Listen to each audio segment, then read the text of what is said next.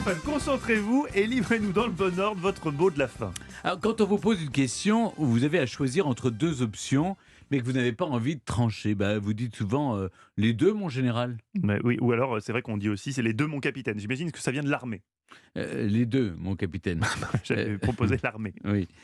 Pardon, autant pour moi. Eh bien, cette expression vient effectivement de la grande muette, d'une blague plus précisément. Une fois n'est pas coutume, je vous la raconte. Des soldats vont se faire inspecter par un général et la veille, on leur donne les réponses. Quand le général dira « Quel âge avez-vous ?», il faudra répondre « 20 ans ». Quand il vous le dira « Depuis quand êtes-vous là ?», 6 mois. Et quand il vous demandera si vous préférez les choux ou les patates, il faudra dire « Les deux, mon général ». Le lendemain, c'est l'inspection. Le général arrive. Le général arrive et dit au soldat « Quel âge avez-vous ?»« 6 mois, mon général. »« Depuis quand êtes-vous ici ?»« 20 ans, mon général. »« Vous me prenez pour un abruti ou un imbécile ?»« Les deux, mon général. » Au-delà de la blague, l'expression exprime le fait qu'à l'armée, devant un haut gradé, on n'exprime pas ses goûts personnels.